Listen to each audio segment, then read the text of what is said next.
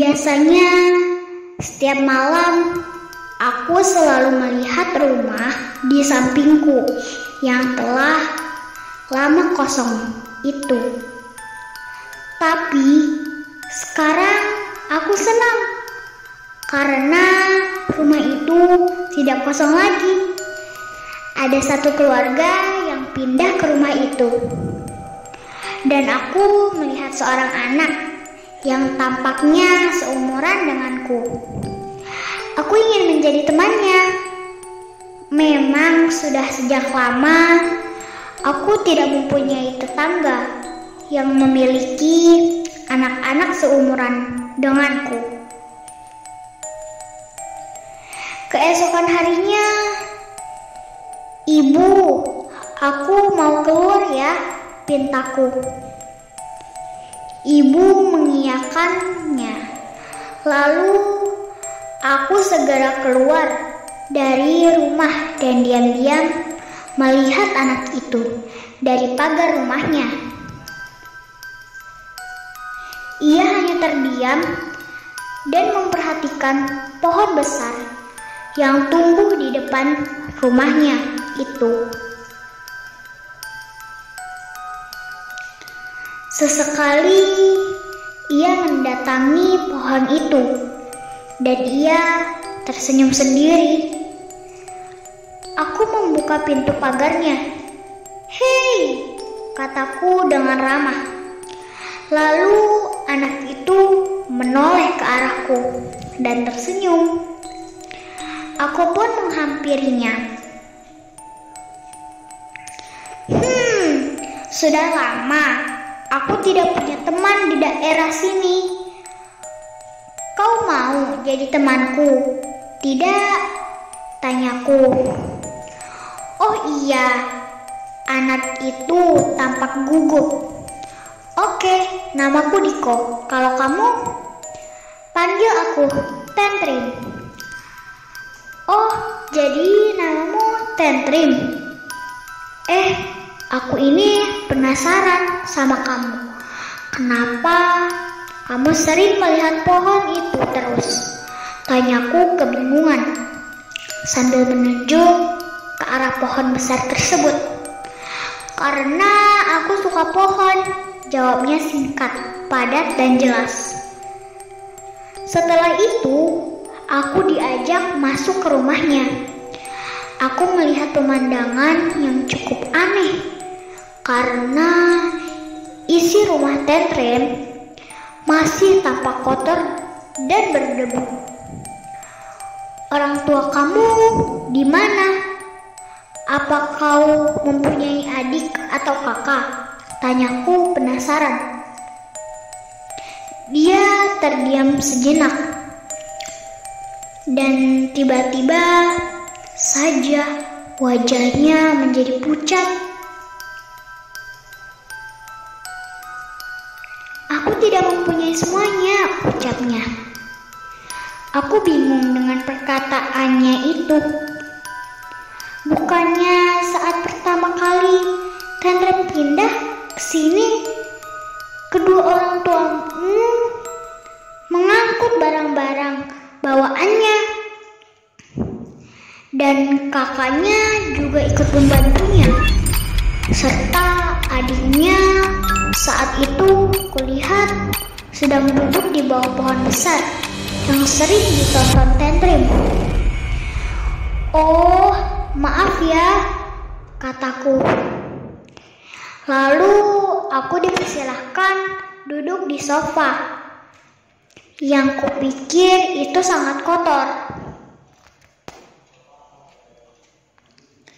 Aku ambilkan minum dulu ya. Tentrim langsung pergi ke arah dapurnya. Beberapa menit kemudian, aku mencium aroma menyengat yang sangat tidak enak. Ya, seperti bau busuk. Karena aku tidak tahan dengan baunya itu, aku pun pergi menyusul Tentrim sambil ingin menanyakan tentang bau itu. Tetapi baru saja aku mau memasuki ruang dapur, aku berhenti seketika. Aku melihat Tantrim sedang memasukkan sesuatu ke minuman yang dibuatnya. Ya, sejenis serbuk. Apa itu? Lalu aku membaca kotak bungkusnya itu. Dan astaga, aku kaget. Di sana tertulis racun tikus. Apa maksudnya ini? Tantrim sangat jahat padaku, batinku. Aku bergegas duduk ke sofanya lagi dan mulai merencanakan sesuatu. Beberapa saat kemudian, Tantrim datang dengan terbatuk-batuk dan menyuguhkan minumannya itu. Sepertinya es jeruk yang tentunya sudah dicampuri dengan racun tikus. Ayo diminum, pintanya. Maaf, aku tidak mau meminumnya. Sebab mungkin saja minuman itu dapat membuat alergiku kambuh. Buat kamu aja, kataku sambil tersenyum. Tidak sopan aku minumnya karena ini disediakan untuk tamu. Tantrim tampak tersinggung. Aku pulang saja deh. Aku merasakan ada hawa kejahatan di sini, celetukku asal. Namun saat aku membuka pintunya, pintu itu tidak dapat dibuka. Sepertinya sengaja dikunci. Hei, apa-apaan ini? Buka pintunya, bentakku. Tantrim tampak membungkuk ke bawah. Tapi setelah berdiri, tangannya mencengkeram sebuah pisau berlumuran darah yang sudah mengering. Mau kemana kau? Hehehe, katanya sambil menyeringai licik. Aku sungguh ketakutan. Dadaku seperti ditikam pisau, walaupun ia belum menusukku. Aku berusaha membuka pintu, tetapi Tantrim semakin dekat. Seketika aku berlari memasuki ruangan yang dapat dikunci. Kukunci dengan cepat ruangan itu sambil napas terengah-engah. Dan saat aku terbalik ke belakang, astaga! Aku melihat pemandangan yang sangat mengerikan.